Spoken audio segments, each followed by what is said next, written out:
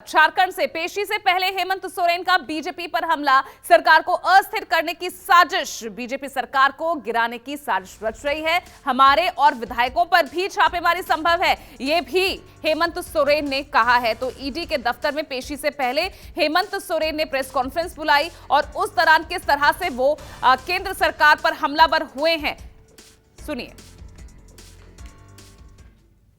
सरकार को अस्थिर करने का भी एक षड्यंत्र कहा जा सकता है। कहा जाए कि जो हमारे विपक्ष हैं, जो सरकार बनने के बाद से ही सरकार गिराने के षड्यंत्र में लगे हुए थे और यह षड्यंत्र की पनडुब्बी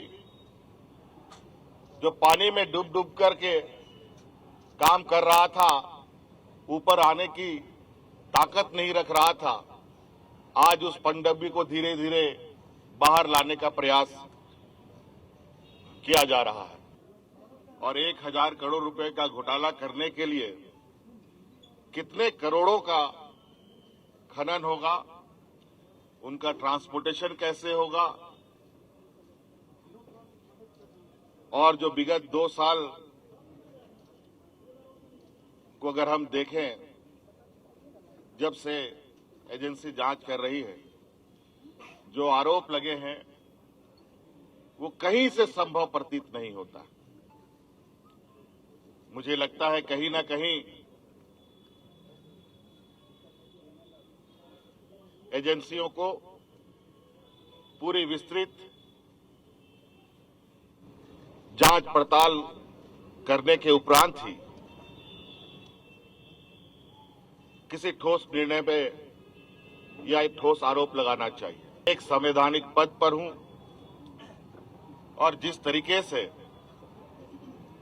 समन की कार्रवाई चल रही है, लगता है कि हम लोग देश छोड़ के भागने वाले लोग हैं। और मेरे राजनीतिक इतिहास में मुझे नहीं लगता है व्यापारियों को छोड़कर कोई राजनीतिक दल देश छोड़ के भागा हो या राजनीतिक दल के नेता देश छोड़ के भागे हों। और राज्य में फटाके बम फोड़ने की बात करते हैं और उनका बयान आता है, ईडी का सम्मन चालू हो जाता है और उसके बाद धड़ाधड़ सत्ता पक्ष के विधायकों पर छापामारी होती है, कभी इनकम टैक्स का, कभी ईडी का। बड़ा दुर्भाग्य है। और जो मुझे अभी जो खबर आ रही है, और भी विधायकों के ऊपर, सत्ताधारी विधायकों के ऊपर ये छापा मारने की तैयारी कर रहे हैं। ये कहीं ना कहीं राज्यपाल भी राजनीतिक से जो संवैधानिक पद है, जिसको हम कहते हैं कि ये पार्टी से संबंध नहीं रखता है, निष्पक्ष का विचार आता है। लेकिन मुझे नहीं लगता है ऐसे कार्यकलाप से कि वो ऐसे षड्यंत्रकारी राजनीतिक को और दलों को संरक्षण दे रहे हैं। और चलिए, रांची से मेरे सहयोगी विवेक चंद्रा मेरे साथ सीधा जुड़ गए हैं। विवेक, आरोप प्रत्यारोप का दौर तो अब एक बार फिर से यहां शुरू हो गया है और ईडी के सामने पेशी के साथ ही सियासत और ज्यादा झारखंड की गर्म हो चुकी है। वो दिख भी रहा है, जिस तरह के आरोप यहां हेमंत सोरेन लगा रहे थे। लेकिन अब तमाम सवाल झारखंड सरकार के भविष्य को लेकर, तमाम वो सवाल एक बार फिर से उठने लगे। जी, जैसा कि मैं अभी ईडी के दफ्तर में मौजूद हूँ, काफी तमाम सुरक्षा व्यवस्था यहाँ बढ़ाई गई है और जैसा कि आपने कहा कि जो राजनीति है वो फिर से तेज हो गई है।